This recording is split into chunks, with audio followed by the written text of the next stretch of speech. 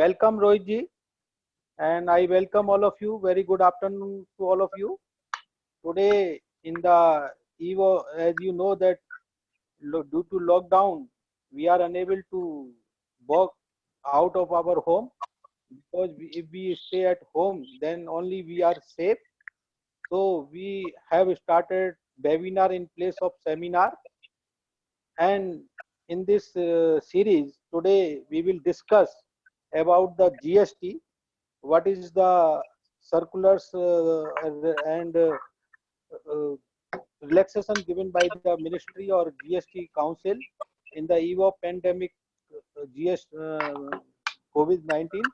And today we have our learned speaker Rohit Baswani ji is with us, and it is our fortune that his guru Neeraj Srivastav ji is also with us.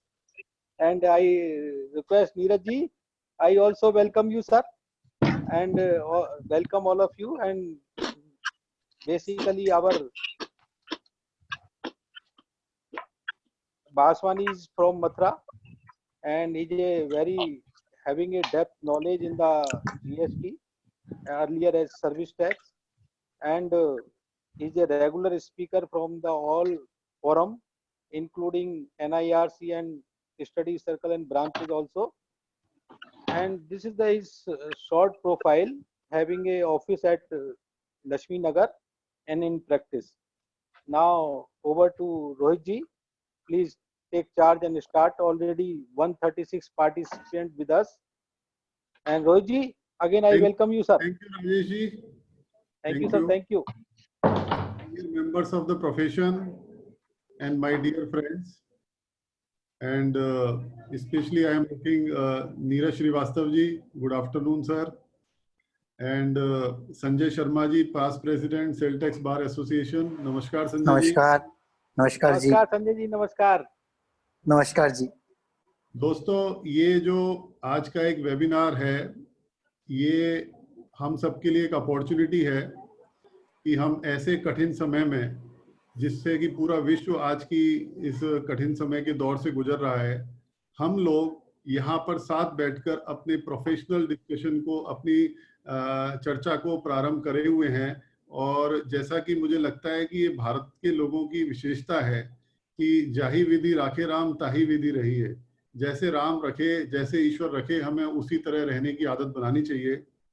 और एक बात मैं जरूर कहूँगा कि एक शब्द का बहुत प्रयोग हो रहा है और उस शब्द से मुझे कोई दिक्कत नहीं है, लेकिन जो सोशल डिस्टेंसिंग की हम बात कर रहे हैं वो एक्चुअली फिजिकल डिस्टेंसिंग की बात है।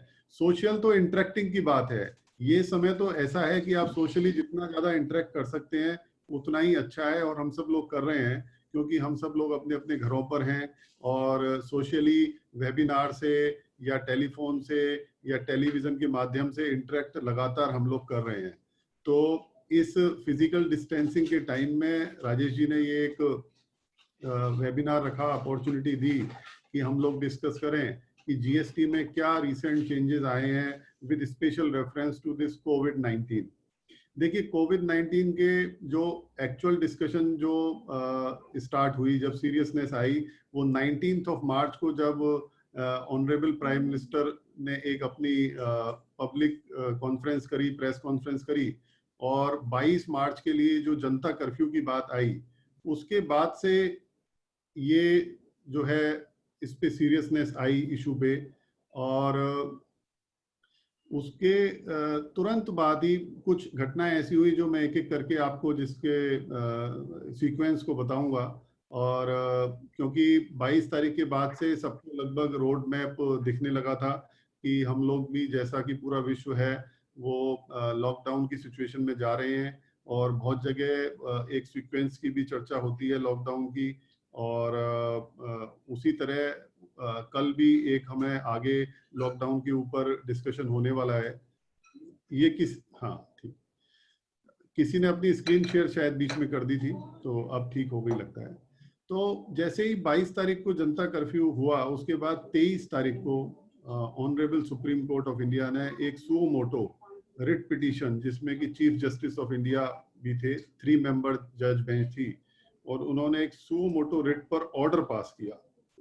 वो बहुत एक इम्पोर्टेंट ऑर्डर है, क्योंकि सबसे पहला यदि ऑर्डर हमें दिल्ली हाई कोर्ट का मिला था स्टे से रिलेटिंग, लेकिन इस ऑर्डर के आने के बाद वो ऑर्डर अपने आप उसमें सारे कवर हो गए और इसने सुपरसीड कर लिया हाई कोर्ट के ऑर्डर को।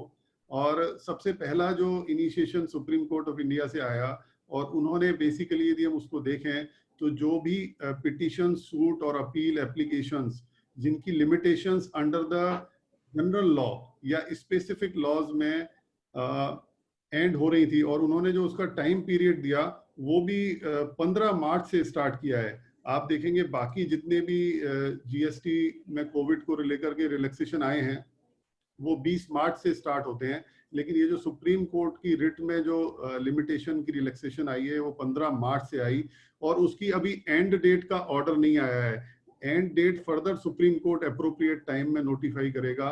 तो ये तो लॉ ऑफ लैंड बन गया। और देखिए इसकी एप्लीकेबिलिटी किसी टैक्सिंग स्टैच्यू के लिए नहीं है, ये सारे सिविल लॉज, क्रिमिनल लॉज सबके ऊपर ये एप्लीकेबल होता है। इसका इम्पैक्ट बहुत वाइड है, और इसको इस तरह से समझना चाहिए कि जहां पर भी जुडिशियल प्रोसीडिंग्स की कोई भी लिमिटेशन 15 मार्च के बाद यदि वो कंप्लीट हो रही है या उसकी टाइम लिमिट एक्सपायर हो रही है, तो वो 15 मार्च से लेकर के जो डेट ऑर्डर आएगा उतना टाइम पीरियड एक्सक्लूड कर दिया जाएगा उस लिमिटेशन को काउंट करने के लिए। तो अभी जो भी लिमिटेशन खत्म हो रही है जुडिशियल प्रोसीडिंग्स में, वो कोई भी टाइम बार नहीं मानी जाएगी। आपकी कोई भी लिमिटेशन जो 15 मार्च के बाद कंप्लीट हुई है वो अलाइव है, और उसकी आप रिमेडी ले सकते हैं, और वो रिमेडी जब डेट आएगी उतने पीरियड को एक्सक्लूड करके और आपको उतना एक्स्ट्रा टाइम आपको मिलेगा। एक बात मैं इसमें और जोड़ दूं कि ये जो ऑर्डर है ये जुडिशियल प्रोसीडिंग्स के लिए है, जहां पे ट्रिब्यूनल कोर्ट में एप्लीकेशन, अपील्स, रिट्स और ये supreme court, high court, local courts जो हैं, इन सब के ऊपर ये एप्लीकेबल होता है। और जो एडमिनिस्ट्रेटिव लिमिटेशंस हैं जो वेरियस टैक्सिंग स्टैच्यू में प्रेस्क्राइब्ड हैं, उनके लिए अलग से गवर्नमेंट ने एक ऑर्डिनेंस पास किया है 31 मार्च का। ये ऑर्डर केवल जुडिशियल प्रोसीडिंग्स के लिए ही बात करता है, लेकिन इसकी लैंग्वेज इतनी वाइड है कि हमें लगता है कि ये सारे ऑर्डर सारे एक्ट्स के ऊपर एप्लीकेबल है। इसकी एप्लीकेबिलिटी तो सारे एक्ट्स के ऊपर है, लेकिन जो एडमिनिस्ट्रेटिव लिमिटेशंस हैं उनकी ये बात नहीं करता है। तो इसी के बाद ही 23 तारीख को जब ये आया, तो 24 तारीख को एक प्रेस कॉन्फ्रेंस हुई जिसको फाइनेंस मिनिस्ट्री ने ऑर्गेनाइज किया। Honourable finance minister Nirmala Sitharaman ji ने उसको एड्रेस किया, और उसमें बहुत सारे कंप्लाइंस से रिलेटेड रिलैक्सेशंस हमें 24 तारीख को प्रेस रिलीज में मिले। उसके बाद एक प्रेस रिलीज आई थी जिसमें उन्होंने डिटेल्ड में रिलैक्सेशंस बताए थे, और उनके लिए जो लीगल नोटिफिकेशंस जो आए वो 3 अप्रैल को, उससे रिलेटेड नोटिफिकेशंस जीएसटी की यदि बात करें तो वो 3 अप्रैल को नोटिफिकेशन भी इशू हो गए। और उसी लाइन में जो प्रेस कॉन्फ्रेंस थी, जो कंप्लाइंस से रिलेटेड रिलैक्सेशंस थे, वो उसमें दिए। और 3 अप्रैल को नोटिफिकेशन इशू होने से पहले उन्होंने 31 मार्च को एक ऑर्डिनेंस, और ये भी बड़ा एक इम्पोर्टेंट एक माइलस्टोन है इस कोविड-19 के रिलीफ में, क्योंकि ये सब चीजें आगे लिटिगेशन में बहुत काम आने वाली हैं। और आगे, क्योंकि हम तो बिल्कुल भारत के लोग बहुत ऑप्टिमिस्टिक और पॉजिटिव हैं कि एक रात आई है तो इसका सुबह होगी और बहुत जल्दी होगी, और जब हम सब अपनी नॉर्मल लाइफ में आएंगे तो इनकी जो सैंक्टिटी है, लीगल सैंक्टिटी है ऑर्डिनेंस की और इस सुप्रीम कोर्ट की जजमेंट की, ये बहुत इंपॉर्टेंट है। और ये जो ऑर्डिनेंस आया, इस ऑर्डिनेंस में इनकम टैक्स से रिलेटेड, कस्टम से रिलेटेड और एक्साइज जो चल रहा है उससे रिलेटेड जो कंप्लायंसेस हैं उस पे उन्होंने रिलैक्सेशन दिया। लेकिन मैं आपको स्पेसिफिकली ये बताऊं कि वो जो ऑर्डिनेंस है उसका जो नाम है वो the taxation and other laws relaxation of certain provisions ordinance 2020। तो इसका पर्पस ही रिलैक्सेशन देना है। और इसमें एक सेक्शन 168A नया सेक्शन CGST एक्ट में ऑर्डिनेंस के थ्रू इंसर्ट हुआ है, और वो सेक्शन वैसे एक जनरल सेक्शन है, क्योंकि ऐसा सैकड़ों सालों में या दसियों सालों में आप कहिए कि इस तरह की सिचुएशंस आती हैं जिनको हम फोर्स मेजर बोलते हैं। ये लीगल कंसेप्ट बहुत पुराना है और इससे रिलेटेड प्रोविजंस भी हैं, लॉ में एग्जिस्ट करते हैं, लेकिन CGST एक्ट में जब ये बना तो फोर्स मेजर का कोई प्रोविजन नहीं था, जिसको इन्होंने 168A में डाला, गवर्नमेंट को पावर दी और गवर्नमेंट को पावर देके उन्होंने कहा कि इस तरह की सिचुएशंस में, ये केवल मैं आपको बताऊं, ये केवल कोविड-19 के लिए सेक्शन नहीं है या ये किसी एक स्पेसिफिक सिचुएशन के लिए नहीं है, ये कोई भी ऐसी सिचुएशन आगे कभी भी आती है फोर्स मेजर की, जिसको हम बोलते हैं एक्ट ऑफ गॉड, जहां पे कंट्रोल में बियॉन्ड कंट्रोल हमारे सिचुएशंस होती हैं और आप कोई भी एक्शंस जो है नहीं कर पाते हैं जो रिक्वायर्ड होते हैं लॉ में, तो इस सेक्शन को इन्वोक करके और गवर्नमेंट रिलीफ प्रोवाइड कर सकती है। और रिलीफ किस चीज का? लिमिटेशंस का। तो जो एडमिनिस्ट्रेटिव लिमिटेशंस की मैं बात कर रहा था सुप्रीम कोर्ट के ऑर्डर के बाद, वो एडमिनिस्ट्रेटिव लिमिटेशंस हमें सेक्शन 168 में पावर मिली गवर्नमेंट को, और 3 अप्रैल को नोटिफिकेशन इशू हुआ 35/2020 सेंट्रल टैक्स डेटेड 3 अप्रैल। और उसमें ये जो जनरल पावर है लिमिटेशन को रिलैक्स करने की, वो मिली। और जनरल पावर बहुत वाइड है, उसमें कुछ एक्सक्लूजन भी हैं, मैं उस पे आऊंगा, क्योंकि पहले मैं थोड़ा सा ज़्यादा टाइम नहीं लगाऊंगा। एक मैं सारे जो कोविड-19 से रिलेटेड प्रोविजंस हैं उनको डिस्कस करेंगे और फिर इसकी कोई क्वेश्चन आंसर जो होंगे उसको हम समझेंगे। तो स्टार्ट विद करते हुए सबसे पहले मैं जो GSTR 3B और GSTR 1 जो रिटर्न से रिलेटेड हमारे रिलैक्सेशन हैं उसकी डिस्कशन स्टार्ट करेंगे। तो इस सीक्वेंस में जब अप्रैल को ये नोटिफिकेशन आया तो उसमें एक नोटिफिकेशन एक और आया, और वो नोटिफिकेशन 32 नंबर, और उस नोटिफिकेशन में ये इन्होंने GSTR 3B की और उसकी बात की है। और इसमें जो कैटेगरी है उनको 2 पार्ट में आप डिवाइड करके देखिएगा कैटेगरी को। एक तो वो कैटेगरी जिनका टर्नओवर 5 करोड़ रुपए से कम है, दूसरी वो कैटेगरी जिनका टर्नओवर 5 करोड़ रुपए से ज्यादा है। और एक और बात मैं यहाँ पे क्लियर करूँ कि GSTR 3B जो कि एक रिटर्न है GST की, उसकी कोई टाइम लिमिट में एक्सटेंशन फरवरी, मार्च, अप्रैल के लिए नहीं आई है। टाइम लिमिट्स वही हैं जो नॉर्मली पहले से नोटिफाइड हैं। तो फिर हुआ क्या है? रिलैक्सेशन आई है with reference to late fees and charging of interest under section 50। तो जो सप्लायर 1.5 करोड़ से छोटे हैं, यानी कि 1.5 करोड़ पे जिनका टर्नओवर है, उनके लिए जो डेट्स प्रेस्क्राइब हुई है वो डेट्स अलग से डेट्स उनके लिए आई हैं, और वो 29 जून, फरवरी और मार्च की रिटर्न के लिए है। और जो बाकी सप्लायर हैं उनके लिए ये 30 जून के लिए उन्होंने ये डेट प्रेस्क्राइब करी है। तो यदि वो इस डेट तक अपनी रिटर्न्स को फाइल कर देते हैं GSTR 3B को, तो उनके ऊपर कोई लेट फीस नहीं लगेगी। और साथ के साथ उन्होंने सेक्शन 50 में इंटरेस्ट के ऊपर भी रिलैक्सेशन दिया है। यदि वो उस डेट तक 29 जून तक फरवरी, मार्च की और 30 जून तक अप्रैल की रिटर्न फाइल कर देंगे तो उनके ऊपर कोई इंटरेस्ट नहीं लगेगा, यानी कि इंटरेस्ट निल रहेगा। लेकिन निल रहने की कंडीशन ये है कि उनको GSTR 3B 29 जून और 30 जून जो टाइम है उस तक उनको फाइल करनी पड़ेगी।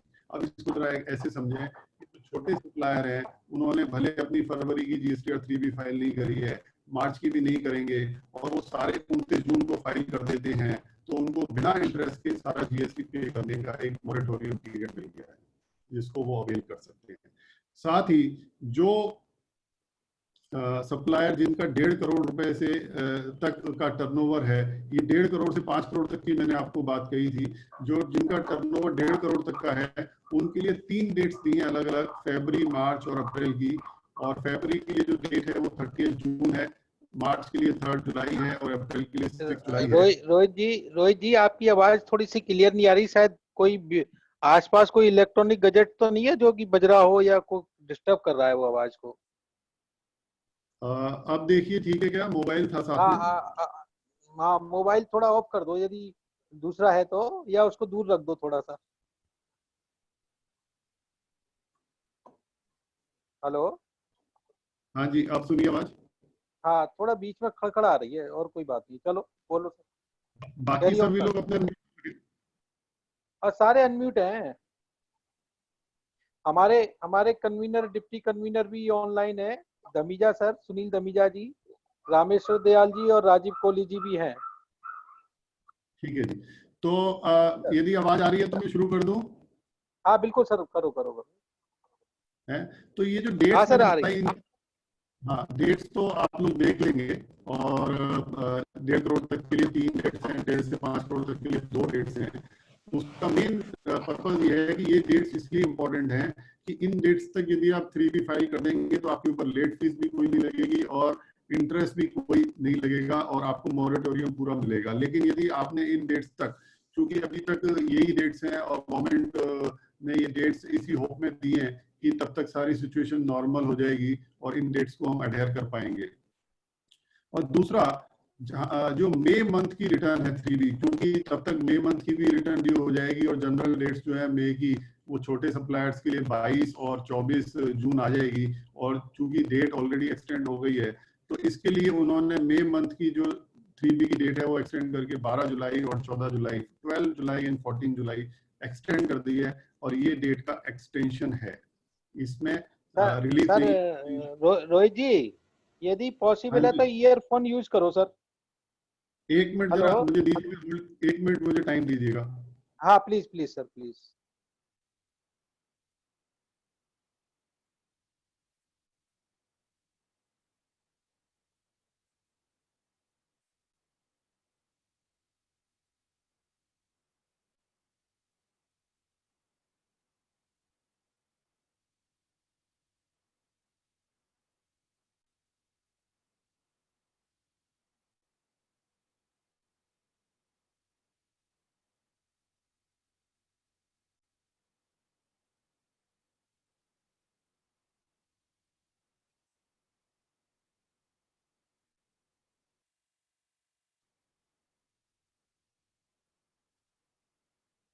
आगे रोहित जी आगे।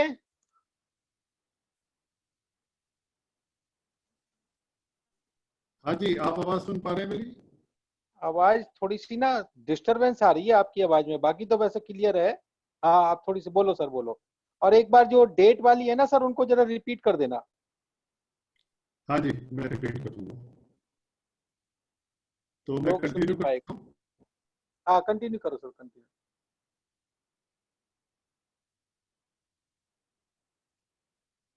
तो मैं डेट्स की बात कर रहा था कि जीएसटी 3B के लिए जो डेट्स हैं जहाँ पे आप ये मॉरेटोरियम अवेल कर सकते हैं, उस केस में जो 1.5 करोड़ से 5 करोड़ तक के सप्लायर हैं उस केस में 2 डेट्स उन्होंने दी हैं, फरवरी और मार्च के लिए 29 जून और अप्रैल के लिए 30 जून।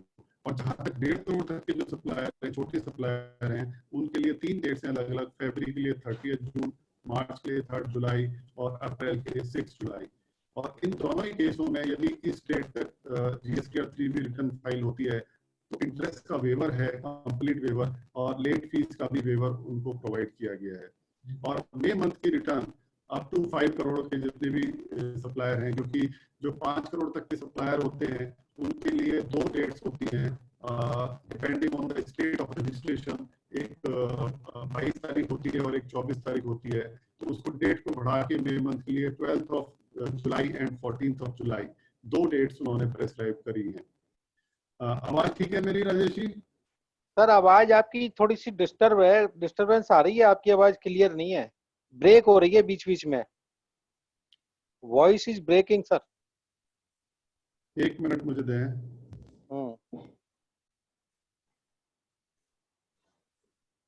या तो आपके पास कोई मोबाइल वगैरह जो है ना जो डिस्टर्ब कर रहा है। पहले बिल्कुल क्लियर थी, बाद में।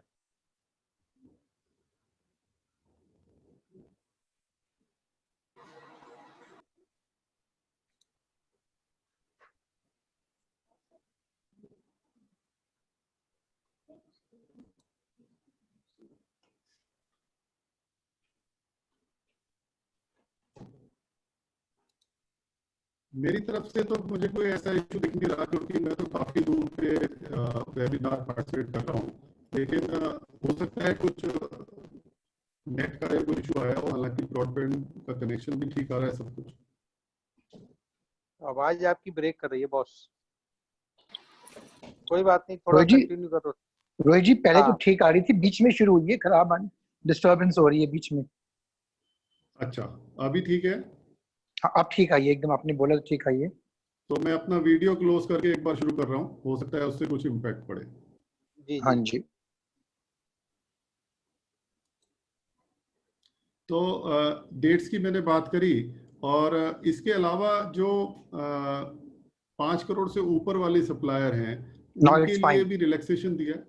हाँ, तो जो 5 करोड़ से ऊपर वाले सप्लायर हैं उनके लिए भी रिलैक्सेशन है, और वो रिलैक्सेशन थोड़ा सा डिफरेंट है, उससे कुछ कम है, क्योंकि जो 5 करोड़ तक कंप्लीट इंटरेस्ट का वेवर था up to the date prescribe, वो पूरा कंप्लीट वेवर नहीं है। जो नॉर्मल उनकी मंथली ड्यू डेट्स आती हैं, यानी कि जो फरवरी की ड्यू डेट आएगी 20th ऑफ मार्च और जो मार्च की आएगी 20th ऑफ अप्रैल, ऐसी जो नॉर्मल ड्यू डेट्स हैं उनसे 15 दिन तक यदि वो अपना टैक्स जमा करा देते हैं और जीएसटीआर 3 भी फाइल कर देते हैं, क्योंकि टैक्स जमा कराना और 3 फाइल करना दोनों एक ही इवेंट है, एक साथ ही दोनों आती है, तो उस केस में उनको कोई इंटरेस्ट नहीं देना पड़ेगा। लेकिन यदि वो अप टू 27 जून तक का पीरियड अवेल करना चाहते हैं, क्योंकि वो उस केस में क्या है, 24 जून तक का उनको टाइम दिया है for the month of February March and April, तो 24 मंथ तक यदि वो अवेल करना चाहते हैं तो 15 दिन से एक्सेस जो पीरियड है उस पर उनको इंटरेस्ट देना पड़ेगा,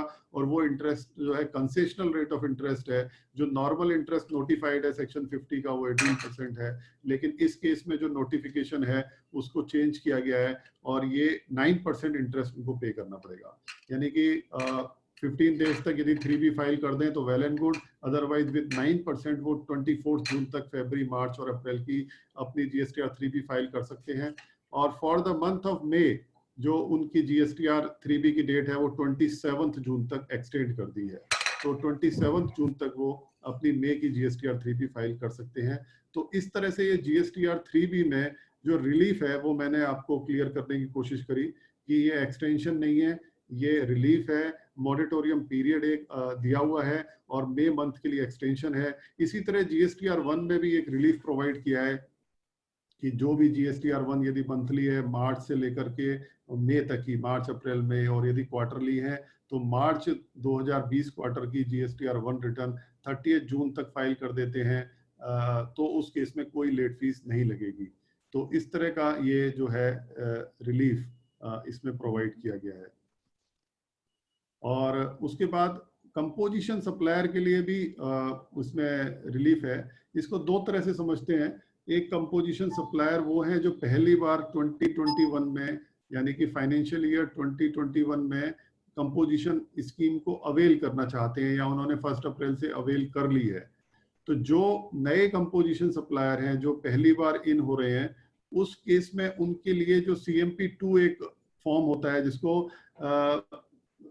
कमेंसमेंट ऑफ फाइनेंशियल ईयर से पहले फाइल करना होता है, यानी 31 मार्च 2020 तक फाइल करना होता है, उसको उन्होंने बढ़ा करके 30 जून तक का टाइम उनको दिया है कि वो कंपोजिशन अवेल कर लें 1 अप्रैल 2020 से। उसके हिसाब से बिल ऑफ सप्लाई और वो जो सारे प्रोविजंस हैं वो अपना फॉलो कर सकते हैं, और उसका जो CMP2 फॉर्म है वो उसको 30 जून तक फाइल कर सकते हैं और उसको अवेल कर सकते हैं। और दूसरा, जब वो कंपोजिशन में आते हैं सप्लायर, तो जो स्टॉक होता है 31 मार्च का, जो बैलेंस होता है उसका आईटीसी उनको रिवर्स करना होता है, क्योंकि अब तक वो नॉर्मल में होते हैं तो नॉर्मल में आईटीसी क्लेम कर रहे होते हैं, तो जो बचा हुआ स्टॉक है उसके आईटीसी को रिवर्स करने के लिए उनके पास 60 दिन का नॉर्मली टाइम होता है, जिसको बढ़ा के 31 जुलाई कर दिया है। तो यानी कि 30 जून तक नई एप्लीकेशन और 31 जुलाई तक आईटीसी 3 फॉर्म फाइल करके वो अपना आईटीसी रिवर्स कर सकते हैं।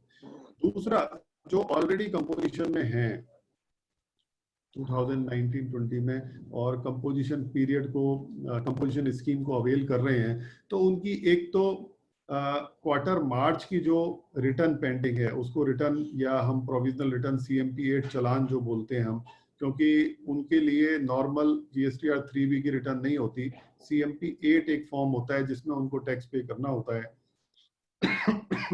तो उसके लिए उसका टाइम उन्होंने एक्सटेंड करके 7 जुलाई तक कर दिया है, यानी कि मार्च 20 का टैक्स और रिटर्न वो 7 जुलाई तक फाइल कर सकते हैं कंपोजिशन सप्लायर, और जो एनुअल रिटर्न है जीएसटीआर 4 2019-20 की, उसको 15 जुलाई तक फाइल कर सकते हैं, क्योंकि ये 19-20 में ऐसा हुआ कि कंपोजिशन वालों के लिए क्वार्टरली टैक्स और एनुअल रिटर्न प्रेस्क्राइब कर दिए। पहली रिटर्न जाएगी कंपोजिशन सप्लायर्स के लिए जो उनको एनुअली फाइल करनी होगी, जिसका कि टाइम उन्होंने 15 जुलाई तक एक्सटेंड कर दिया है। तो ये एग्जिस्टिंग कंपोजिशन सप्लायर के लिए स्पेशल रिलीफ उनको एक मिला है, टैक्स पेमेंट के लिए भी और रिटर्न फाइल करने के लिए भी, दोनों केसेस में।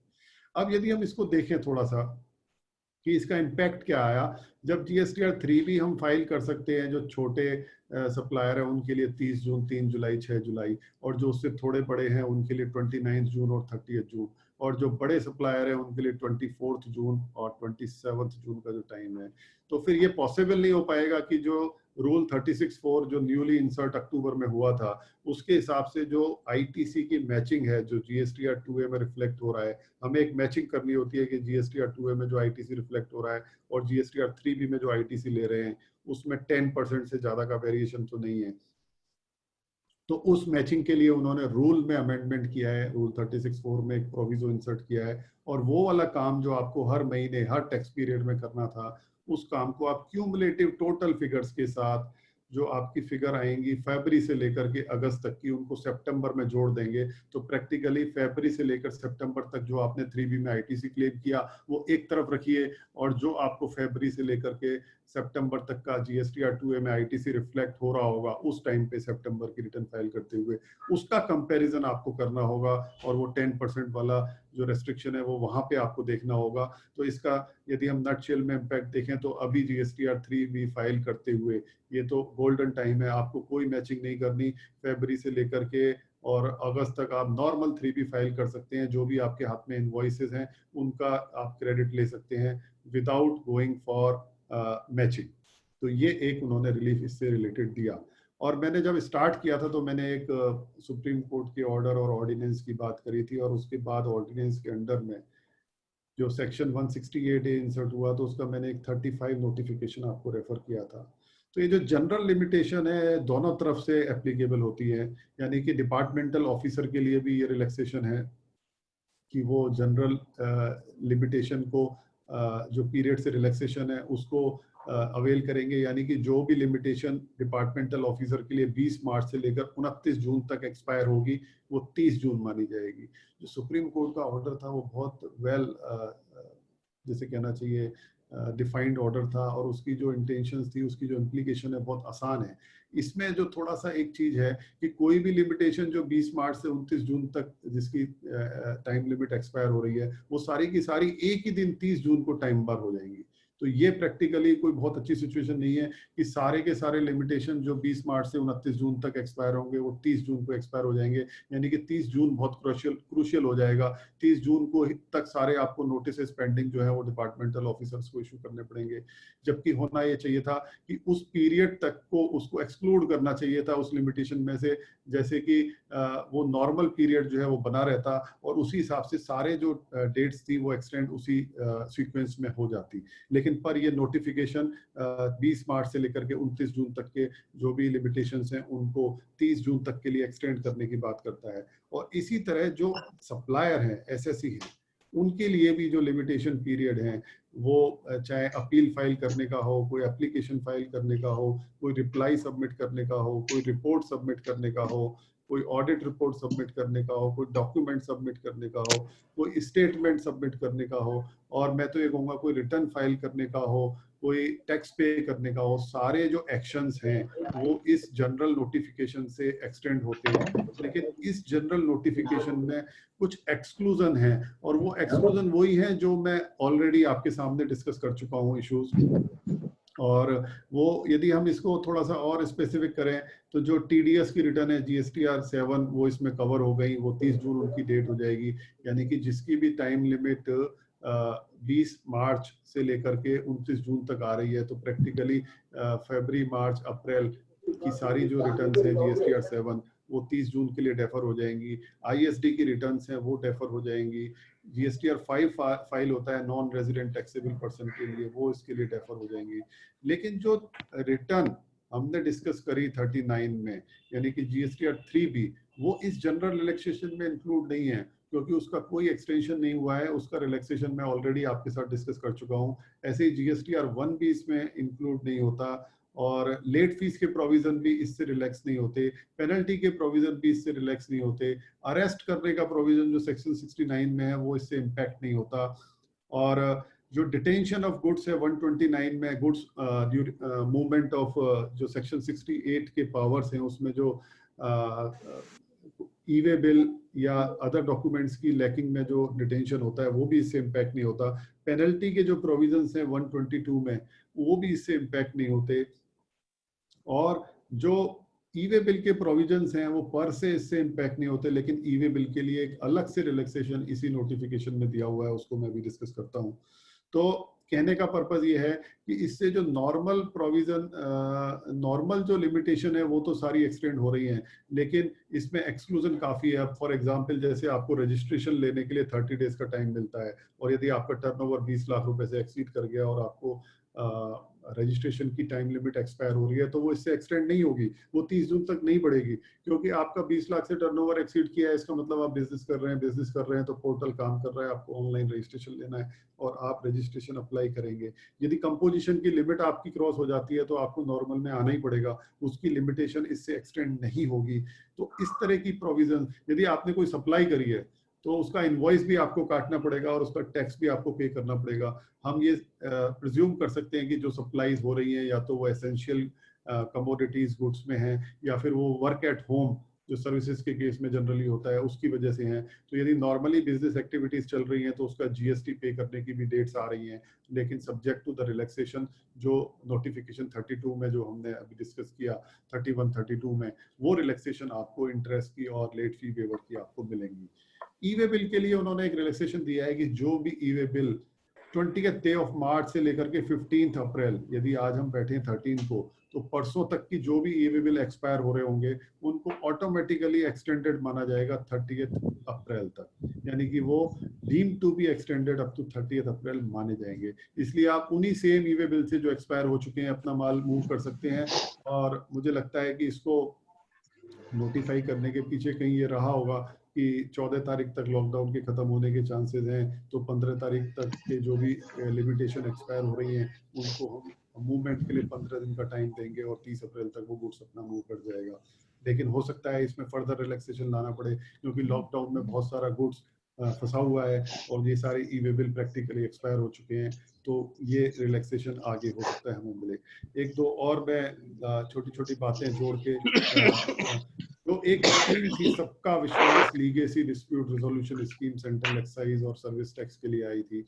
वो स्कीम की एप्लीकेशन की डेट तो ऑलरेडी एक्सपायर हो चुकी है, टाइम बार हो चुकी है, यानी कि उसमें आप अवेल नहीं कर सकते। लेकिन जिन्होंने एप्लीकेशन फाइल कर दी थी और डिपार्टमेंट ने अभी तक स्टेटमेंट इशू नहीं किया है SVLDRS 3 फॉर्म में कि आपको कितना टैक्स जमा कराना है, तो डिपार्टमेंट के लिए वो टाइम बढ़ा के 31 मई उन्होंने कर दिया है। और जो पेमेंट करने की डेट है, यदि कोई भी एसएससी अभी तक उसका पेमेंट नहीं कर पाया, वो किसी भी वजह से हो, चाहे उसका SVLDRS 3 का टाइम 30 दिन का एक्सपायर हो चुका हो, तो भी वो 30 जून तक पेमेंट करके इस स्कीम को कंटिन्यू कर सकता है और जो स्टेटमेंट है उसको करके इसका सर्टिफिकेट उसको दिया जाएगा।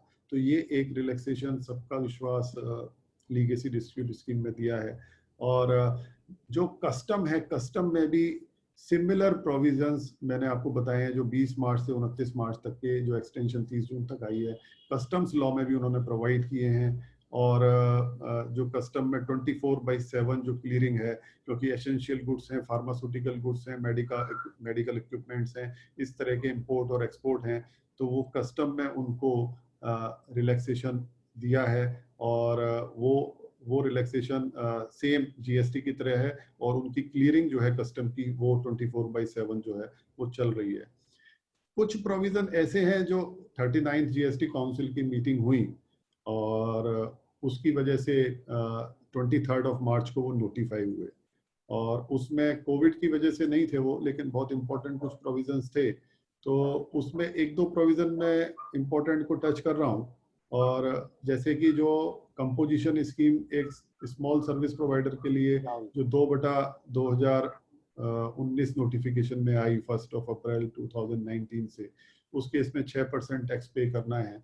तो जनरली जो रूल्स थे उनको उन्होंने एक्चुअल में 23 अप्रैल को अमेंड किया रूल 62 में। तो ज्यादातर लोग 3B में ही वो 6% टैक्स पे कर रहे थे, जबकि लिए कंपोजिशन के लिए जो फॉर्म प्रेस्क्राइब्ड है वो CMP 8 है क्वार्टरली, और जो रिटर्न है वो GSTR 4 है।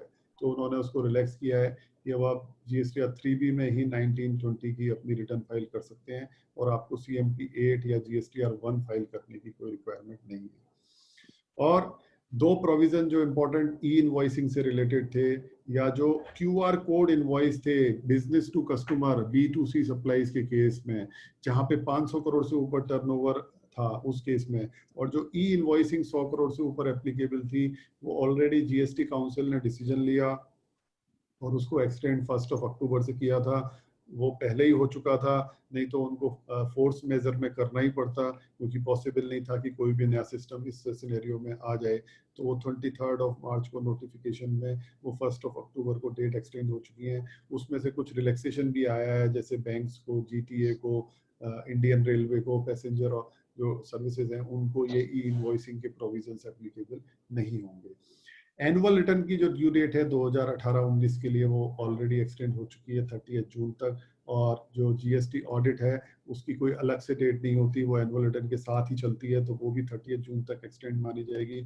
और एक और इसमें इम्पोर्टेंट बात ये है कि 2018-19 के लिए जो GST ऑडिट की लिमिट है वो 2 करोड़ नहीं 5 करोड़ तक बढ़ा दी गई है, केवल 2018-19 के लिए। 19-20 में वही 2 करोड़ की लिमिट रहेगी, तो वो 5 करोड़ का एक बेनिफिट एक साल के लिए सप्लायर्स को दिया गया है GST ऑडिट से।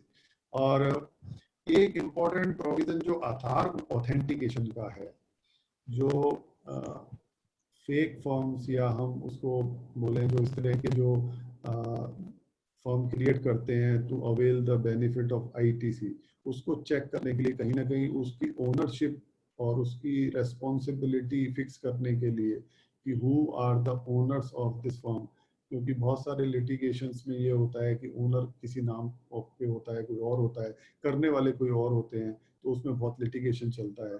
तो आधार ऑथेंटिकेशन उन्होंने 1 अप्रैल से शुरू किया है नए रजिस्ट्रेशन में। उसमें बात यह है कि यदि कंपनी है, फर्म है, HUF है, तो उसमें जो उनके ऑथराइज सिग्नेटरी हैं या जो मैनेजिंग पार्टनर हैं या जो कर्ता ऑफ HUF है, इनको आधार ऑथेंटिकेशन कराना है। तो उनके जो आधार ऑथेंटिकेशन है उनके नोटिफिकेशन 1 अप्रैल से एप्लीकेबल हो चुके हैं। और उसमें एक ये भी है कि यदि किसी वजह से वो आधार ऑथेंटिकेशन उनका फेल हो जाता है, तो आधार ऑथेंटिकेशन फेल हो जाता है तो उस केस में उनका फिजिकल वेरिफिकेशन होगा प्रेमिसेस का, और 60 दिन का टाइम उनको दिया गया है। और फिजिकल वेरिफिकेशन के बाद उनको जो है वो रजिस्ट्रेशन मिलेगा, यानी कि उनको 60 दिन तक इंतजार करना पड़ेगा जब तक कि फिजिकल वेरिफिकेशन की रिपोर्ट उनकी नहीं आ जाती है। तो ये आधार ऑथेंटिकेशन का एक स्टार्ट हो गया रोहित है। जी प्लीज थोड़ा सा लाउडली सर, प्लीज थोड़ा सा लाउडली सर। अच्छा, रोहित आप जी, सुन पा रहे हैं? वैसे मैंने काफी बोला है, कहीं ऐसा हाँ तो नहीं आप नहीं वो सुन पाए हो? सुन रहे हैं सारी चीजें, लेकिन थोड़ा सा लाउडली, लोगों की रिक्वेस्ट आ रही है कि थोड़ा सा लाउडली ये बोले सर। कोई स्क्रीन शेयर कर रहा है एक, तो उससे थोड़ा डिस्टर्बेंस भी हो रहा है, तो आप ध्यान दें तो इसको। मैं उसको बार बार ऑफ कर देता हूँ, वो ऑन कर देते हैं, मैं समझ में नहीं आ रहा क्यों। तो चलो, दो प्रोविजन और छोटे छोटे से बता के राजेश जी मैं आपके पास आऊंगा, फिर आप जैसे इसको कोई क्वेरीज होंगी या आगे करेंगे, क्योंकि ऐसे तो चेंजेस बहुत हैं, लेकिन कोविड-19 जो हमारा मेन आज का टारगेट था वो हमने उसको कवर कर लिया है। जो एक्सपोर्टर से रिलेटेड प्रोविजंस हैं वो आप कहो तो मैं बताऊं, नहीं तो कोविड-19 के पॉइंट ऑफ व्यू से मैंने सारे प्रोविजंस को कवर किया है। एक क्वेरीज तो काफी है, लेकिन क्वेरीज हम बाद में लेंगे, पहले अपन वही ले लें सर जो है क्या है। ठीक है, तो देखिए जो एक्सपोर्ट ऑफ गुड्स है उसमें एक रूल में अमेंडमेंट आया है 89(4), एक रूल है जिसमें रिफंड आपको मिलता है एक्सपोर्टर्स को। तो उसमें एक कैलकुलेशन होता है, जो रिफंड है ITC का वो प्रोपोर्शनेट आपको लागू होता है, यानी कि जो लोग एक्सपोर्ट भी करते हैं, डोमेस्टिक सप्लाई भी करते हैं, तो उस केस में एक फॉर्मूला लगाते हैं कि export turnover divided by total turnover. एक यदि हम रफली इसको ऐसे समझें तो, और यदि 100% एक्सपोर्ट करते हैं तो भी फॉर्मूला तो हमें लगाना ही होता है कि export turnover divided by total turnover. तो जो एक वैल्यूएशन से रिलेटेड आर्म्स लेंथ प्राइस का कॉन्सेप्ट आया है कि यदि कोई गुड्स डोमेस्टिकली वो सेल कर रहा है, या जो सिमिलरली प्लेस सप्लायर है, यानी कि उससे मिलता जुलता जो सप्लायर है वो उसको डोमेस्टिकली सेल कर रहा है, तो उसकी वैल्यू और जो एक्सपोर्ट की वैल्यू प्राइस है वो 1.5 टाइम्स से ज़्यादा हम कंसीडर नहीं करेंगे रिफंड अलाउ करते हुए। इसको ऐसे समझें, ये बहुत एक मेजर मैं कहूँगा एक चेंज है और बहुत लिटिगेशन प्रोन है। इस पे कितना लिटिगेशन होगा, और अभी तो टाइम लिटिगेशन का भी नहीं है, अभी तो टाइम एक फोर्स मेजर वाला चल रहा है जब तक कि हम इसको सिचुएशन को कंट्रोल कर पाए। कि जैसे यदि कोई पर्टिकुलर इक्विपमेंट 1 लाख रुपए का डोमेस्टिक सेल हुआ और उसको एक्सपोर्टर ने 5 लाख रुपए में एक्सपोर्ट कर दिया, तो उसका जो रिफंड का कैलकुलेशन है वो 5 लाख के टर्नओवर पे नहीं बनेगा, वो 1.5 लाख रुपए के टर्नओवर पे बनेगा, जो कि उसका 1.5 times of the domestic price है, उसके हिसाब से उसका रिफंड बनेगा। तो इतना इसको अभी फिलहाल समझना चाहिए। और एक और इम्पोर्टेंट जो गुड्स एक्सपोर्टर हैं उन्हीं के लिए एक और इम्पोर्टेंट प्रोविजन जो है, अभी तक आप देखें जो सेल्स टैक्स होता था जिसमें स्टेट गवर्नमेंट के पास कोई लॉ मेकिंग पावर नहीं होती एक्सपोर्ट से रिलेटेड लॉ बनाने की, वैट में भी नहीं होती थी, जीएसटी में भी नहीं है, वो आईजीएसटी के डोमेन में गया है कि एक्सपोर्ट ऑफ गुड्स क्या है और इंपोर्ट ऑफ गुड्स क्या है। उस केस में जो एक्सपोर्ट रियलाइजेशन है उसकी कोई कंडीशन नहीं होती थी कि आपका एक्सपोर्ट रियलाइजेशन आएगा तभी हम उसका रिफंड आपको देंगे करके, और एक्सपोर्ट रियलाइजेशन की कंडीशन वैट हो या सेल टैक्स हो वो नहीं रहती थी, लेकिन हाँ एक्सपोर्ट हो गया है ये आपको जस्टिफाई करना होता था। कंडीशन तो उन्होंने यहाँ पे भी नहीं डाली, लेकिन एक रूल नया इंसर्ट किया है 96B जिसमें वो रिकवरी ऑफ रिफंड की बात करते हैं। यदि आपका एक्सपोर्ट रियलाइजेशन गुड्स के केस में जो फेमा लॉ के हिसाब से टाइम लिमिट है आरबीआई में, जो 9 मंथ्स 270 डेज जनरली या कुछ 6 मंथ्स, और जो अभी रिसेंटली फोर्स मेजर में 15 मंथ्स तक उन्होंने एक्सटेंड किया है, एक आरबीआई ने रिलैक्सेशन दिया है फोर्स मेजर के पीरियड में। तो यदि आपकी उस विद इन टाइम लिमिट यदि वो रिकवरी नहीं होती सेल प्रोसीड्स की, तो रिफंड आपको रिटर्न करना पड़ेगा गवर्नमेंट को अलॉन्ग विद इंटरेस्ट। तो ये एक मेजर अमेंडमेंट एक्सपोर्टर से रिलेटेड है, और इसमें यदि रिजर्व बैंक उसको राइट ऑफ कर देती है डेब्ट्स को, तो फिर आपको उसकी रिफंड को रिटर्न करने की रिक्वायरमेंट नहीं होगी। और यदि लेटर ऑन कभी भी आपका ये रिकवरी आ जाती है और वो recovery with in the time prescribed under RBI है, तो फिर आपको वो रिफंड दोबारा दे दिया जाएगा और आपकी एलिजिबिलिटी बनी रहेगी। तो कहीं ना कहीं जो एक्सपोर्ट ऑफ गुड्स हैं उस केस में रिफंड हो जाता था, गवर्नमेंट को फॉरेन एक्सचेंज नहीं आता था, रियलाइजेशन नहीं आता था और रिफंड चला जाता था, तो उस पर भी चेक उन्होंने किया। हालांकि रियलाइजेशन का कंट्रोल ऑलरेडी गवर्नमेंट के पास है, क्योंकि आरबीआई फेमा शिपिंग बिल जितने भी हैं वो बैंकिंग चैनल के थ्रू जाते हैं और उनकी एक पूरी नॉक ऑफ होते हैं बैंकिंग चैनल से। तो वो जो कंडीशन है अब वो यहाँ पे भी मैंडेटरी हो गई रिफंड के लिए। तो ये मैंने कुछ जो इम्पोर्टेंट प्रोविजन मुझे और लगे अभी रिसेंटली आए हैं तो उसको डिस्कस किया है। मुझे लगता है आवाज आपने पूरी तरह से सुनी होगी, यदि नहीं आई है तो मैं उसके लिए क्षमा याचना करता हूँ कि कोई टेक्निकल ग्लिचेस रही होंगी। तो Rajesh ji over to you, आगे आप चलाइए इसको। कोई क्वेश्चन आंसर ले लेते हैं फिर, और क्या करें? क्वेश्चन आंसर ले लें? ले लीजिए बिल्कुल। आप पढ़ते जाएंगे या चैट में है? नहीं, मैं चैट सब उनके ओपन कर दूंगा, जो भी अपना हाथ उठाएगा जो क्वेश्चन पूछना चाहेगा I will unmute him. Rajesh ji एक दो इसमें आज चैट में आए हुए हैं। एक तो प्रोसीजरल चीज है सर, जहाँ पे रिटर्न डीएससी के साथ जानी थी और डीएससी ऑफिस में पड़े हुए हैं, वो रिटर्न जानी थी, उसके लिए क्या हो सकता है? How will the verification take place? Because the DSC is now locked in the office, the returns could not be uploaded because they don't have the DSC. देखिए ऐसी बात चल तो रही थी, अब मैं उसको श्योर नहीं कर पाऊंगा कि वो ओटीपी से ही कंपनी की रिटर्न चली जाए, और ये बात वहां तक पहुंचाई भी गई थी, लेकिन अभी मुझे इसकी जानकारी नहीं है कि इस पे कोई एक्शन हुआ। ये टेक्नोलॉजिकल एक ग्लिचेज है, इसमें जरूर ओटीपी से रिटर्न इस समय जानी चाहिए। सर जब आप आधार लिंक कर रहे हो उसके लिए, तो इसके लिए भी आधार से लिंक कर दो, उसका जो डायरेक्टर या एग्जीक्यूटिव ऑफिसर है उसके साथ वो ले लेगा ओटीपी। ठीक कह रहे हैं। हाँ जी राजेश। एक क्वेरीज और भी है सर जो कि डिस्कस हो रही थी। रोहित जी, हाँ बताइए। ये जो सैलरी है, डायरेक्टर्स की सैलरी है या पार्टनर्स की सैलरी है, वो टर्नओवर में इंक्लूड होती है या नहीं होती है? देखिए राजेश जी क्या है कि ये अपना एक क्वेश्चन खड़ा हो गया। अब ये खड़ा इसलिए हो गया कि एक एडवांस रूलिंग भी अभी रिसेंटली आई है और उसके बाद से और ज्यादा इस पे डिस्कशन स्टार्ट हो गया। एक शेड्यूल 3 है हमारे सीजीएसटी एक्ट में, उसमें लिखा है कि these transactions will neither be supply of goods nor supply of services. ठीक है। ठीक है, तो any services provided by employ to the employer, ये this is neither supply of goods nor supply of services. जब वो सप्लाई ही नहीं है, पहले आप ये समझें, अभी हम दूसरे उसके उस पे आते हैं, एडवांस रूलिंग उस पे। जब वो सप्लाई नहीं है तो वो फिर टर्नओवर का पार्ट कैसे बनेगी, मुझे बताइए। नहीं बनेगा। जब सप्लाई नहीं है तो नहीं बनेगा। अब सवाल ये है कि कुछ जगह ये कहा गया है कि भाई जो डायरेक्टर कंपनी को सर्विसेज दे रहा है वो सप्लाई है, और डायरेक्टर कंपनी का एम्प्लॉय नहीं हो सकता, या एम्प्लॉय है तो भी उसको नहीं माना है। उस बात पे उन्होंने कहीं खुल के बात नहीं करी है कि डायरेक्टर कंपनी का एम्प्लॉय आखिर क्यों नहीं हो सकता, और यदि डायरेक्टर कंपनी का एम्प्लॉय नहीं हो सकता तो कंपनीज एक्ट के इतने सारे प्रोविजंस हैं वो सारे फेल हो जाते हैं। उसके अलावा जो डायरेक्टर हैं, एग्जीक्यूटिव डायरेक्टर हैं, उनको अपनी टर्म्स ऑफ एम्प्लॉयमेंट पे बहुत सारा जो है रेम्युनरेशन उनको फिक्स होता है, और उसकी परमिशन, बोर्ड रिजोल्यूशन वगैरह सब कुछ पास होता है।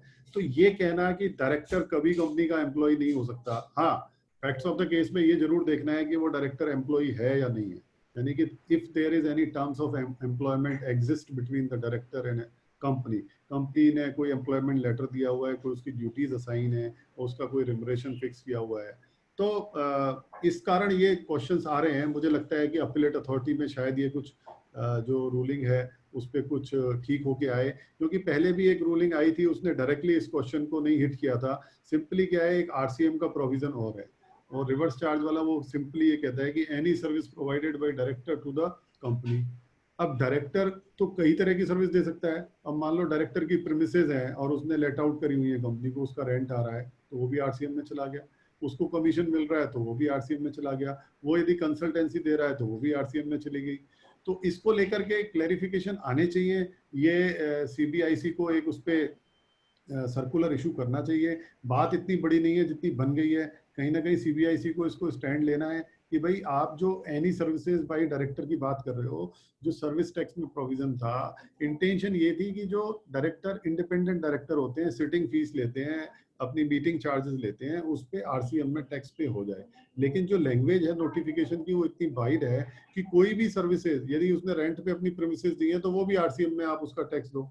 तो इस पे जरूर हमें गवर्नमेंट को लिखना चाहिए और इस पे क्लैरिफिकेशन गवर्नमेंट की तरफ से आना चाहिए। सर, ये जो पार्टनर्स की सैलरी है पार्टनरशिप फर्म से, क्या वो टर्नओवर का पार्ट बनेगी? देखिए, वो तो प्रॉफिट का पार्ट है ना, profits and gains from business profession आप लेते हैं, वो प्रोप्राइटरी उनका उसमें शेयर है ना। तो ये चीजें पार्टनरशिप नहीं सर। नहीं, मैं समझ गया आपकी पार्टनरशिप है, लेकिन उसमें जो इंटरेस्ट है उनका, उसको बोलते हैं प्रोप्राइटरी इंटरेस्ट, यानी कि कैपिटल का पार्ट है, ठीक है ना। तो वो जो कैपिटल का पार्ट है ऑलरेडी, तो उसके अगेंस्ट में उनको कोई रिमुनरेशन या उनको इंटरेस्ट ऑन कैपिटल या उनको प्रॉफिट शेयर, ये सारी चीजें, और मेरे को लगता है कि ये इसका पार्ट नहीं है, बिल्कुल नहीं बनेगा, नहीं कवर होती।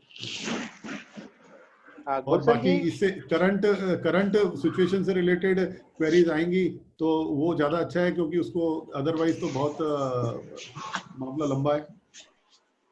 अपना Gulshan Gulati ji, ask your question, is online. हाँ रोहित जी, नमस्कार, गुलशन गुलाटी बोल रहा हूँ।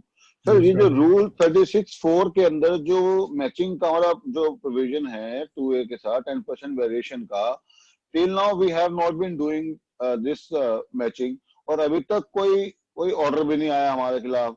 तो should we ask our client to match this ITC claimed by them in 3B with the 2A on monthly basis or on quarterly basis? What should they do? देखिए, ये तो बहुत पहले भी डिस्कस हुआ। जो रिटर्न फाइलिंग की liability है वो सप्लायर्स की होती है, और सेल्फ असेसमेंट जो प्रोसेस होता है सेक्शन 39 में जो करते हैं, उसके लिए कोई नोटिस नहीं आता डिपार्टमेंट से, वो आपको खुद ही करना है। और ये सप्लायर की लाइबिलिटी है कि वो अपना टैक्स कंप्यूट करते समय, ITC क्लेम करते समय, और उस रूल के प्रोविजंस को कंसिडर करे। अब जहां तक फरवरी से और अगस्त तक की रिलीफ की बात है, तो क्यूमुलेटिव है, तो ये तो मैं नहीं कह सकता कि उसको नहीं करना चाहिए, बिल्कुल करना चाहिए। जब तक वो रूल है तो करना चाहिए। नहीं, बट अगर सपोज वो फाइल नहीं कर रहा, अगर उसकी वजह से हमारा मैचिंग नहीं आ रहा, तो हमें ITC को उसको नहीं लेना चाहिए या फिर उसको देखिए क्या करना उसमें चाहिए? आईटीसी डिनायल की कहीं कोई बात नहीं है। ये रूल ये नहीं कहता कि आपको आईटीसी नहीं मिलेगा, वो क्योंकि आईटीसी एक्ट डेफर में तो सर कहीं लिखा हुआ है, रूल में लिखा हुआ है, एक्ट में तो कहीं नहीं है, ये सेक्शन 16 17 में तो जो कहीं ऐसा एक्ट नहीं। है उसको असिस्ट करने के लिए रूल आते हैं। जो एक्ट जी में जी। सब्सटेंटिव प्रोविजन होते हैं, बेसिकली एक्ट तो क्या है कि पार्लियामेंट ने बनाया, स्केलेटन बॉडी होती है, उसके अंदर जो है ना सब कुछ खाली होता है, खोखला। तो अब rule with in the powers of section है कि नहीं, ये तो हाई कोर्ट देखेगा रिट में, या सुप्रीम कोर्ट देखेगा, और मैं उस पर नहीं जाऊंगा। लेकिन हाँ, एक बात जरूर कहूंगा कि रूल मेकिंग पावर गवर्नमेंट के पास रहती है if it is inconsistent with the provisions of the But act. when I have the copy of invoice with me, original invoice, I have the sir copy of e bill. ये तो सब आप छोड़ दो, ये सब आप छोड़ दो। वो ये नहीं कह रहे आपको आईटीसी नहीं मिलेगा, वो केवल ये कह रहे हैं कि जब आपको दिखेगा तब मिलेगा, यानी कि जब दिखेगा तब मिलेगा, तब तक डेफर कर दो। उन्होंने ये कहीं नहीं कहा कि ये जो रूल है ये आपको आईटीसी डिसअलाउ कर रहा है या एलिजिबिलिटी कंडीशन चेक कर रहा है। सेक्शन 16 और 17 वही है, एज इट इज वही खड़े हुए हैं। केवल ये एक प्रोसीजरल कंप्लायंस है। मैं आपको एक एग्जांपल देता हूँ, एक Sir, एग्जांपल other देता way हूँ। around, they are refusing my ITC, na, for which I am eligible to claim. Yes, if it is not reflected, they are refusing it. So can they do so? Yes, they can do so. Otherwise, there is an order from High Court or Supreme Court. और जैसे 92G का sir वहां पर white में था, वैसे ही कोई हमारा जीएसटी के अंदर कोई हाई कोर्ट में या सुप्रीम अभी कोई रूलिंग आई है सर हमारी कुछ इस तरीके से? सर लॉ बहुत ग्रेजुअली बहुत आगे बढ़ चुका है।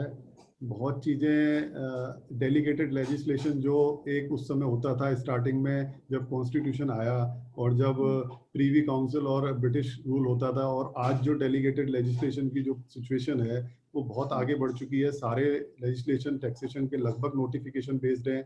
आप ये कह सकते हो कि नोटिफिकेशन की भी सारे पार्लियामेंट से आने चाहिए।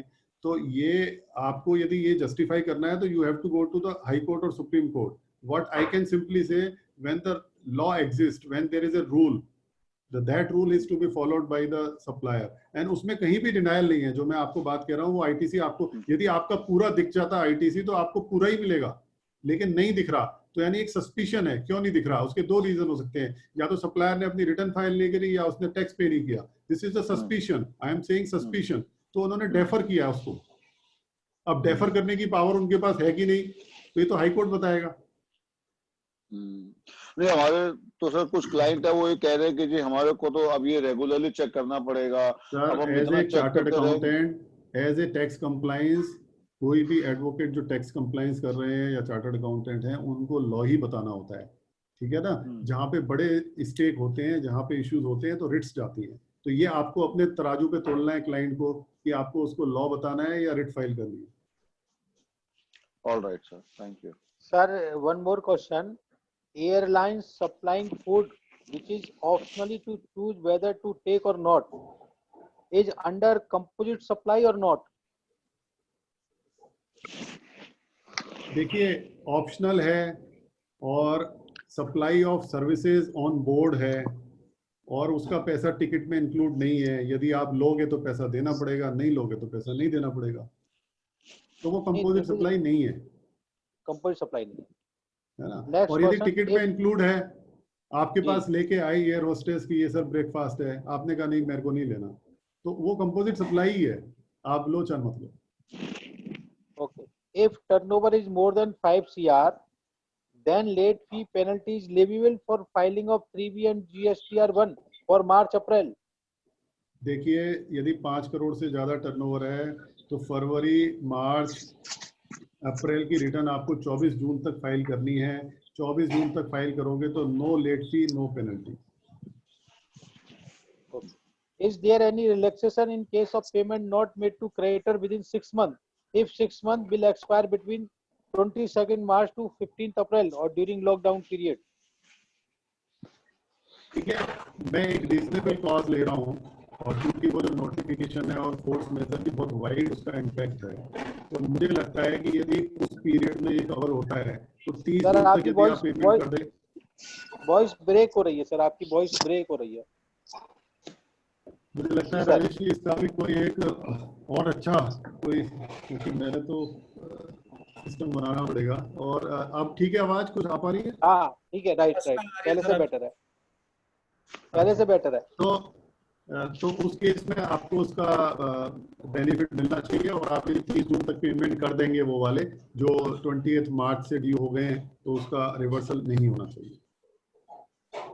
Whether extension of due date for filing of GSTR 7 also imply that due date of deposit of TDS is also extended? Yes, it should be. Yes. क्योंकि वो 7 के साथ ही है, जब तक आप 7 फाइल नहीं करोगे वो ऑफसेट होगा ही नहीं। तो और उसमें कोई ऐसा, देखिए एनी एक्शन उसमें लिखा है, तो action includes the payment of tax. चूंकि 3B और उसको अलग से हैंडल किया है, उसमें एक्सक्लूड किया हुआ है, तो 7 और 5 और 6 यानी कि ISD की रिटर्न है, NRTP की रिटर्न है, TDS की रिटर्न है, वो इसमें इंक्लूड है, तो वो एक्सटेंड 30 जून तक होनी है। Sir, next query. In the meantime, should we pay GST under RCM in case director has given his property to the company on rent? Yes, I think this is the reasonable cause if you want to play safe, क्योंकि वो notification की language ऐसी है और वो 9(3) का notification है, तो 9(3) मैंडेटरी रिवर्स चार्ज होता है, तो उस केस में आप करके और उसको डिस्चार्ज कर सकते हैं।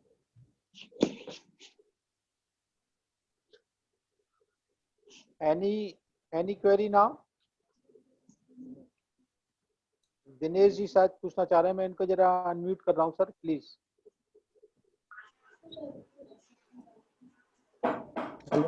हेलो। हाँ जी दिनेश जी पूछिए सर, दिनेश जी पूछिएगा। अरे रोहित जी। हाँ जी जोशी जी बताइए। अरे सरकार, ये जो पार्टनर्स जो डायरेक्टर्स की सैलरी का तो इश्यू अभी नया राइज हुआ है, ये पार्टनर की सैलरी को ये जो राजेश जी पूछ रहे थे इंक्लूड करने के लिए टर्नओवर में for the purpose of registration. हाँ जी, तो उसमें हम उसको हम नॉन GST सप्लाई मान के हम उससे बाहर निकल रहे हैं, या हम क्या कहना चाह रहे हैं? हम ये कह रहे हैं वो सप्लाई नहीं है। नहीं supply in terms of what, GST में उसको हम कहां से लेटर ले रहे हैं? Neither supply of service or nor supply of goods. बहुत फाइन पॉइंट है, ये बहुत फाइन पॉइंट है दिनेश जी। तो लेकिन इस पे बड़ा शुरू से ही सोच है, एक कंसीडर्ड व्यू है, और जो पार्टनर है वो प्रॉफिट जो उसमें से अर्न कर रहा है, यानी कि उसका इंटरेस्ट जो है फर्म में वो प्रॉफिट है, लेकिन उसका मोड उसने रेमुनरेशन ले लिया या इंटरेस्ट ऑन कैपिटल ले लिया, तो वो सप्लाई नहीं बनता, हमारा ये कहना है। अब यदि कोई डिपार्टमेंट ने कहीं कहा है, यदि डिपार्टमेंट ने कहीं कहा है तो आप बताइए उसको, फिर उस तरह से। नहीं, डिपार्टमेंट ने नहीं कहा, खाली एक्ट साइलेंट है, ये इशू है और कोई इशू नहीं। हाँ एक्ट साइलेंट है ना, इसलिए देखो एडवांस रूलिंग कोई डालेगा तो हो सकता है आ जाए कि yes it is a part, and उस पे एडवांस रूलिंग को टैक्स लगेगा। सर एडवांस रूलिंग को डायरेक्टर के केस में बहुत बढ़िया आगे उन्होंने दे दी ना समझ के, तो उनसे तो एडवांस रूलिंग नहीं मांगो तो ही अच्छा है। एडवांस रूलिंग में वो कोई बेटर पोजीशन दे नहीं रहे ना। नहीं तो एडवांस रूलिंग जोशी जी उसी पे एप्लीकेबल है जो मांग रहा है, आप पर मेरे पे एप्लीकेबल थोड़ी बनेगी वो। सर GST में ऐसा नहीं है सर, आप शेल्टर नहीं ले सकते ना फिर एक्ट की, आपके पास वो भी तो सामने हो गया फिर। बिल्कुल पुनीत ठुकराल जी, पुनीत जी ask your question, पुनीत जी। हाँ जी, my query is rule 46 tax invoice. Suppose I put 1, 2, 3 as invoice number every year. Will it be taken as unique for a financial year? Only 1, 2, 3 numerical. Every year I start with number 1 in the invoice number. Is it unique for a financial year or not? हाँ, it is unique for financial year. Okay, thank you. Sir, one more question. हाँ जी। रोहित जी, ये जो lockdown है, क्या इस lockdown में कोई rent का बिल रेज करना बेटर है या नहीं है? लॉकडाउन नहीं, ऐसे तो नहीं कह सकते कि बेटर है या नहीं है, एज पर लॉ। देखो आपने बिल रेज किया, तो आपका जी आ रही है आवाज? हाँ सर, बोलो। आपने यदि बिल रेज किया तो आपका टाइम ऑफ सप्लाई तो आ ही जाएगा ना सर। लेकिन बिल जो जिस एड्रेस पे रजिस्टर्ड है GST नंबर, वो लॉकडाउन में लॉक्ड है। नहीं, आपने बिल रेज किया या नहीं किया, आपका सवाल क्या है? अब नहीं अभी नहीं किया, करना चाहिए या नहीं करना चाहिए, यही मैं कह रहा हूँ। देखो आप कर सकते हो वर्क एट होम, यदि आप कर रहे हो इनवॉइस रेज करने के लिए कोई डिनायल तो है नहीं, और ये सप्लाई ऑफ सर्विस है, इसके लिए आपको कोई खोलने की जरूरत नहीं है। लेकिन आप इनवॉइस रेज नहीं करते हो, ठीक है ना, तो जब आपका मंथ पूरा होगा उसके 30 डेज में तो वो सप्लाई मानी जाएगी, जो भी उसकी ड्यू रेट है उसके 30 दिन तक आपको इनवॉइस रेज करना मैंडेटरी है, उसमें कोई रिलैक्सेशन नहीं है। नहीं सर, जब वो लॉकडाउन ही है ऑफिस, तो how he can raise the bill? देखिए आप अपनी नई सीरीज बना के दूसरी और घर से बिल रेज कर दीजिए, कोई मना थोड़ी है। नहीं, घर पे सपोज किसी के सर कंप्यूटर नहीं है, किसी के यहाँ कुछ नहीं है, तो मत करिए आप कोई बिल रेज, लेकिन इसका कोई रिलैक्सेशन नहीं है। अच्छा, इसका कोई रिलैक्सेशन नहीं है। अच्छा, Puneet ji again want to ask question. Puneet ji बोलिए। पुनीत जी हेलो, हो गया? एक सेकेंड, हाँ पुनीत जी बोलो। नहीं, क्वेश्चन हो गया जी, मेरा हो गया। अच्छा संजीव नैयर जी, संजीव जी। हाँ सर, मेरा क्वेश्चन ये है कि there is one sugar industry, उसका एग्रीमेंट है एक्चुअली में अपने डीलर से कि ही dealer is suppose to lift a particular quantity. अगर वो पर्टिकुलर क्वांटिटी नहीं उठाता है तो उस एवज के बदले में उसको कुछ पेनल्टी देनी पड़ेगी। उस पेनल्टी के ऊपर क्या रेट ऑफ जीएसटी चार्ज होगा?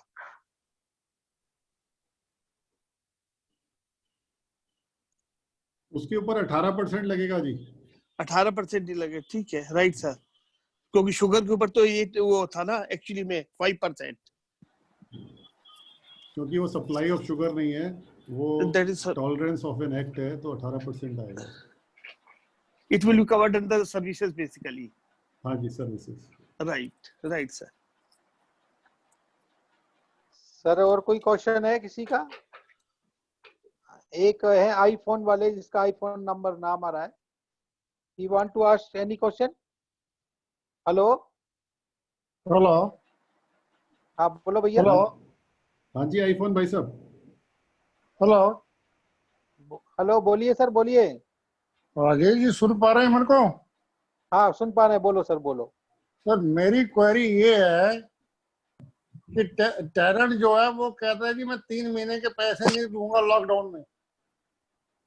हेलो जी जी बोलिए बोलिए, सुन रहे हैं। टेरेंट कह रहा है मैं 3 महीने के पैसे नहीं दूंगा लॉकडाउन में। ऐसी सूरत में हमें क्या करना चाहिए? रिवर्स कर देना चाहिए। देखिए मैं आपसे एक सवाल पूछ रहा हूँ। हाँ जी। कि यदि ये लॉकडाउन नहीं होता, हाँ, और आपकी छत लीक कर रही होती, पानी बह रहा होता उसमें से, और वो कहता कि मैं 3 महीने का किराया नहीं दूंगा आपको, तो आप क्या करते?